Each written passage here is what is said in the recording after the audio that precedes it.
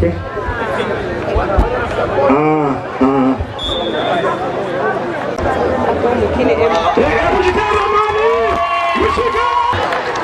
Parliament yakwata muname. Acha omutera wali.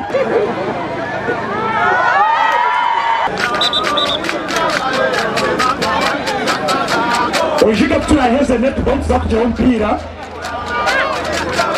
Baba MPs. Dada mwana wa VIP. Abamu VIP akatera Abany'eishengyero.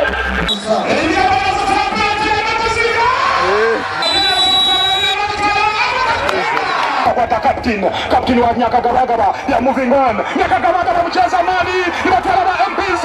Umaeleza mali yatwara. Batambrania abaruchiga.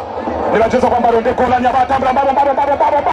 Umunsi ubari kushashire esente nyingi nk'abantu bari kuzana ki emipira nibyo ndikurira abana banje bari kungamira nyebye emipira tinkabimanya munonga so nimbashango je talent takomaho ejo confidence tagumaho ahobwe mweyongereyo ndayiga Gavumenti kugira ngo yongere kutesente n'amani omuby'emizaano omupira no kwirukanga kugira ngo abana bitu abine myoga wabya hasi kandi baza higuru. It's really very interesting to look at the local talent and see how the young people are interested in sports.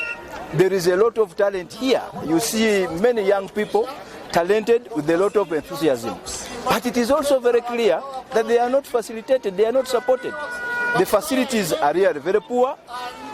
The talent cannot develop with these kinds of pitches. You can't. So I think when we come here and experience firsthand the condition of the facilities, as legislators and as people involved in appropriation, perhaps we begin to plan broadly for the country.